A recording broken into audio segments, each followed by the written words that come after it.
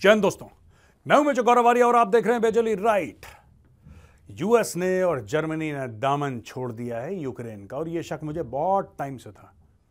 याद है मैं आपको क्या बोलता था मेजर राइट में और चाणक्य डायलॉग्स हिंदी और इंग्लिश दोनों में, कि यूएस किसी का सगा नहीं है। यूएस इसको चढ़ाएगा चने की झाड़ पे जेलेंस्की को, बोलेगा बेटा जेलेंस्की तुझ जैसा सूरमा आज तक पैदा नहीं हुआ इस दुनिया में, लड़ जा तू पुतिन से, लड़ जा बेटा, तू खिड़कियां खड़का देगा पुतिन की, पुतिन को जमीन में गिरा देगा, तुझसे बड़ा पहलवान इस दुनिया में नहीं है। यही सब कहानियां उसको सुनाई उन्होंने जेलेंस्की को दोस्तों, यही सब कहानियां जेलेंस्की को सुनाई उन्होंने।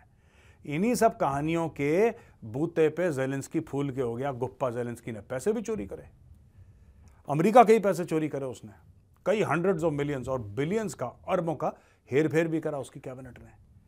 आ रहे थे दनादन हथियार, आ रहे थे भना भन गोला बारूद, लगे हुए थे लोग, ठोको रशिया को, वो रशिया कहता है ठोको यूक्रेन को। अच्छा, पुरानी कहावत है कि बेटा चढ़ जा सूली पे भला करेंगे राम, चढ़ गए सूली पे। जेलेंस्की इतना जोश में आ गया कि उसने बोला अब मैं रूस को ना सबक सिखाऊंगा, तुम देख लेना, तुम मुझे बस हथियार देते रहो, मेरे बंदे तैयार हैं लड़ने के लिए। उसने पूरे मुल्क को तबाह करवा दिया, अपने मुल्क को, जेलेंस्की ने। अब क्या हो रहा है, अब ओलाफ शुल्ट्ज जो कि जर्मनी का चांसलर है और जो बाइडेन जो कि यूएस का प्रेसिडेंट है, दोनों ने 2-3 सलाह दी हैं, बड़ी प्यारी सलाह दी है उन्होंने। क्या सलाह दी है जेलेंस्की को? बोला बेटा इस लड़ाई झगड़े में कुछ नहीं रखा, अच्छे बच्चे लड़ते थोड़ा ना है, तुम क्यों लड़ रहे हो, क्यों अपना समय बर्बाद कर रहे हो। फिर उन्होंने बोला कि देख बेटा हम तुम्हें उतने ही हथियार देंगे जिससे तुम अपनी संप्रभुता की रक्षा कर सको।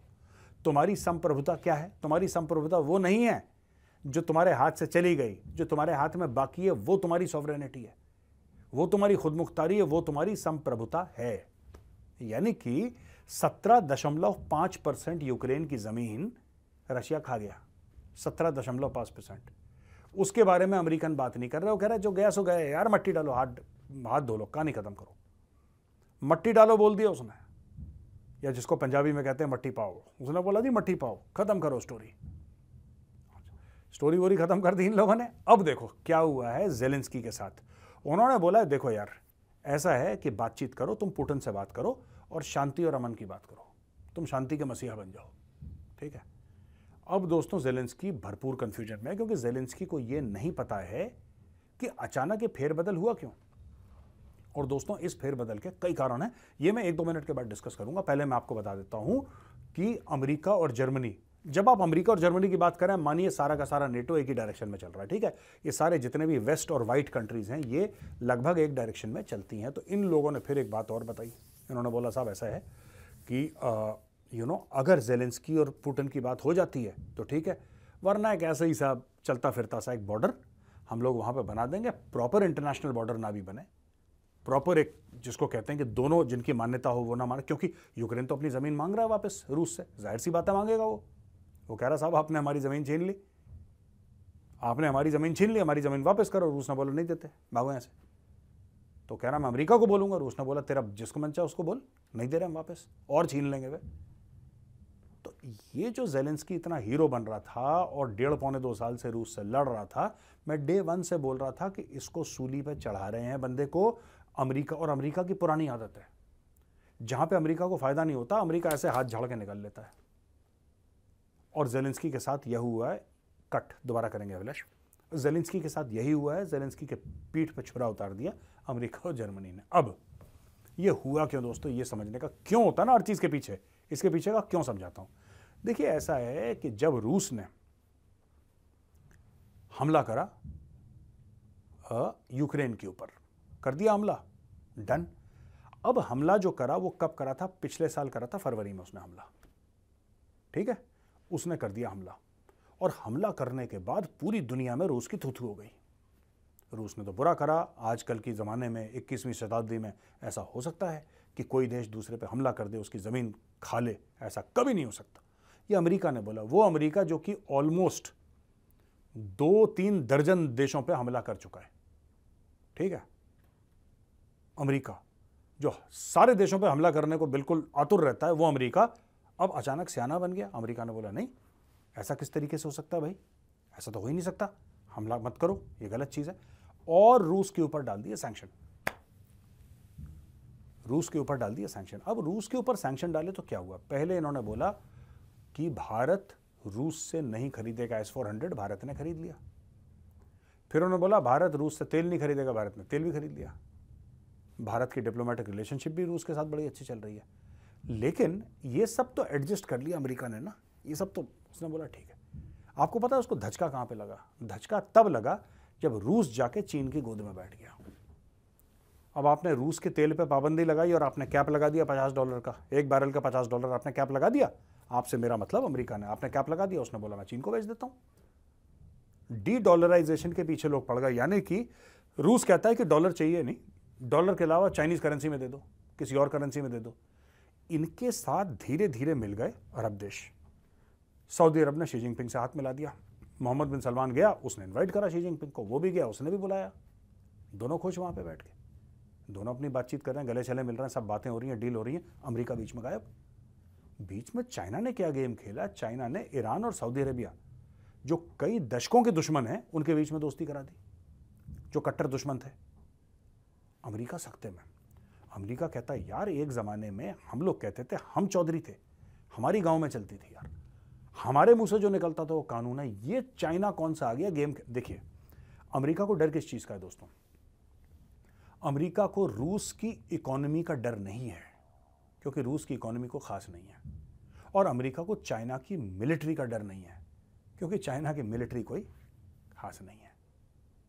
लेकिन चाइना की इकोनॉमी और रूस की मिलिट्री अगर मिल जाएं तो वो अमेरिका को भली भांति टक्कर दे सकती हैं, और इससे अमेरिका को हुआ सर में दर्द।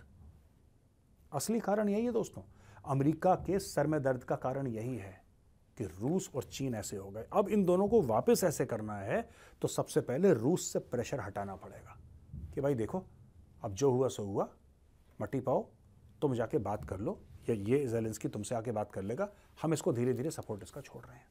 पहली चीज़ देखिए दोस्तों, अगर आपको चीन को रोकना है तो आप कोई ऐसी चीज़ नहीं कर सकते जिसकी वजह से चीन के दोस्त बन जाएं।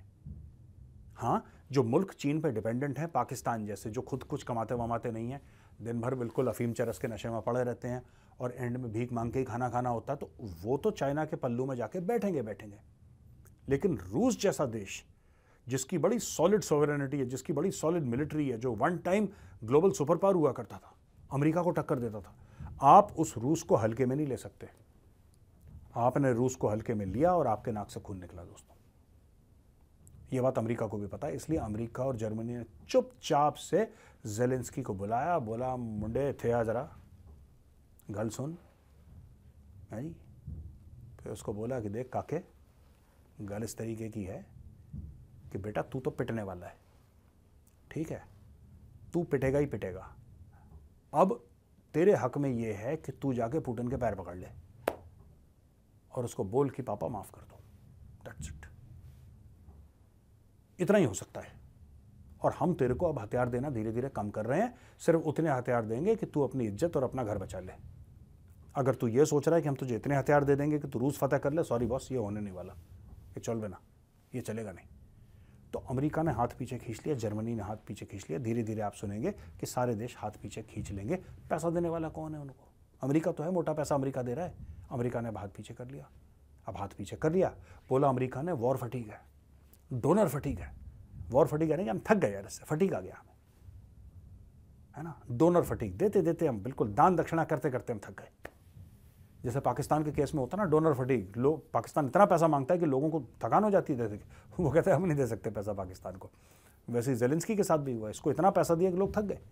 तो दोस्तों यहाँ पे चीज़ें अभी खड़ी हुई हैं इस वक्त, और अमेरिका ने फिर वही काम करा जो अमेरिका करता चला है। अमेरिका ने अपने क्लोजेस्ट एलाय, एक ज़माने में जिसको वेलकम करते थे और ज़ेलेंस्की को कि वाइट हाउस में आ जाओ, और जो बाइडन और उसकी वाइफ खड़ी हैं, उनको हाथों हाथ ले रहे हैं, टाइम मैगजीन की कवर में उनकी शक्लें छप रही हैं, और लोग कह रहे हैं भाई साहब कि इससे बड़ा कोई तुर्रम खान पैदा नहीं हुआ आज तक, फलाना ढिमका। जो भी था, ज़ेलेंस्की को हीरो बनाया, उसको बोला कि आप कांग्रेस से खिताब करेंगे, और ज़ेलेंस्की आया और ज़ेलेंस्की ने फिर अपने डायलॉग मारे वहाँ पर कांग्रेस में, सब टाँटाएँ फेस हो गया। अमेरिका ने बोला जाओ तुम, ज़्यादा नहीं झेल पाएंगे तुम्हें, बहुत ज़्यादा हो गया।